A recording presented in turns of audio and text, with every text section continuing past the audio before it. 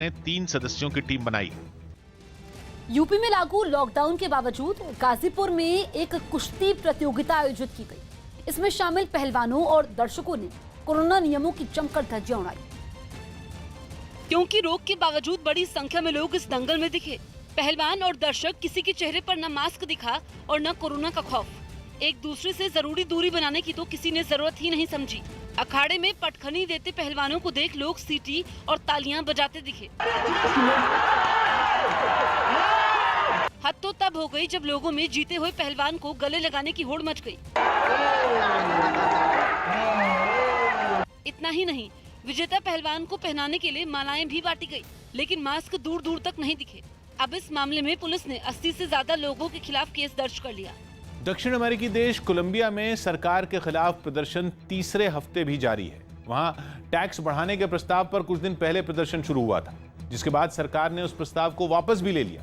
लेकिन सरकार के इस कदम से भी लोगों का गुस्सा शांत नहीं हुआ और वहां के मेदेचिन शहर में लोग एक बार फिर सड़कों पर उतर आए, जिसके बाद गुस्साई भीड़ और पुलिस के बीच जोरदार भिड़ंत हो गई।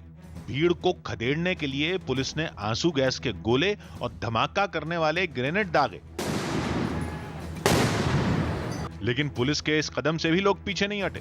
पूरी तैयारी से पहुंचे प्रदर्शनकारियों ने भी पुलिस पर जवाबी हमला कर दिया। पथराव के साथ पुलिस पर पेट्रोल बम और जलते हुए पटाखे भी फेंके गए। राजधानी बोगोता से भी सरकार विरोधी प्रदर्शन की तस्वीरें सामने आई। हालांकि वहां लोगों ने शांति के साथ मार्च निकाला और सरकार की नीतियों का विरोध किया। ये प्रदर्शनकारी वहां की संसद के करीब पहुंच गए और स्वास्थ्य क्षेत्र के लिए लाए गए सुधार को वापस लेने की मांग की।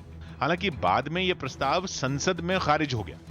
नेपाल में फंसे झारखंड के मजदूरों ने सरकार से मदद की अपील की। झारखंड के दुमका के रहने वाले 36 मजदूरों ने सरकार से मदद की गुहार लगाई। ये लोग नेपाल में लगाए गए लॉकडाउन की वजह से वहीं फंस गए हैं। अब इन मजदूरों ने अपने परिवारों को तस्वीरें और वीडियो भेजकर झारखंड सरकार से मदद की अपील की। हम लोग कैसे जाएंगे, सब बीमार हो गया सर। ये देखो, पूरा कोई हम लोग का देखभाल करने वाला नहीं है। दिल्ली हाईकोर्ट में ऑक्सीजन की कमी पर सुनवाई हुई, जिसमें अदालत ने सलाह दी कि 100 से ज्यादा बिस्तरों वाले अस्पतालों को खुद अपना ऑक्सीजन प्लांट लगाना चाहिए। गायक अरिजीत सिंह की मां का कोलकाता में कोरोना की वजह से निधन हो गया। वो 52 साल की थी। मेडिकल क्षेत्र में रिसर्च करने वाली संस्था आईसीएमआर के महानिदेशक डॉक्टर बलराम भार्गव ने दावा किया कि कोवैक्सीन का पहला टीका लगने के बाद ज्यादा एंटीबॉडी नहीं बनती। ये एंटीबॉडी दूसरी डोज के बाद बनती है, जबकि नई रिसर्च में यह सामने आया कि कोविशील्ड वैक्सीन की पहली डोज के बाद ही अच्छी संख्या में एंटीबॉडी बन जाती हैं।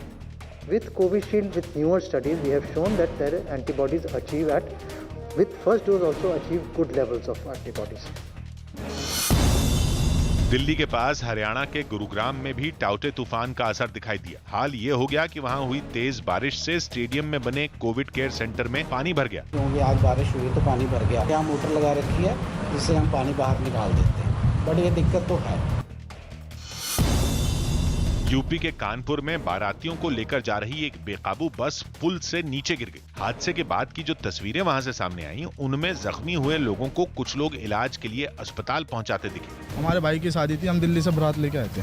बस थोड़ी लड़कर आई, वो सीधा खाई में गिर गई। इस घटना की जानकारी मिलते ही कुछ पुलिस वाले भी वहां पहुंच गए और घायलों की मदद में जुट गए। सभी को प्राथमिक उपचार दे दिया गया है, किसी को कोई गंभीर चोट नहीं है। मौके पर एम्बुलेंस भी बुला ली गई है। हरियाणा के अंबाला गांव में रहने वाले लोग ही कोरोना से बचाव की कोशिशों में जुटे हुए हैं। वहां के गांव बाड़ा में गांव के लोगों ने आने जाने वाले रास्तों को रोककर वहां पहरा बिठा दिया है। गांव के लोगों के मुताबिक गांव में बाहर से आने वाले हर किसी का पूरा लेखा जोखा रजिस्टर में लिखा जाता है। गांव में किसी भी बाहरी को आने की मनाही है। साथ ही गांव के रहने वाले लोग बाहर से आते हैं तो उनको हाथ धोकर ही गांव के भीतर आने दिया जाता है।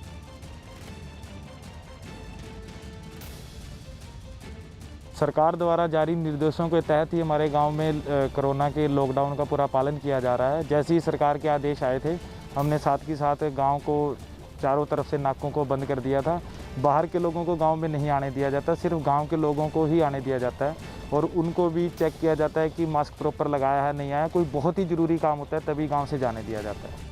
कोरोना से ठीक हो चुके मरीजों में ब्लैक फंगस से अभी डॉक्टर निपट भी नहीं पाए थे कि एक और बीमारी ने मुसीबत बढ़ा दी।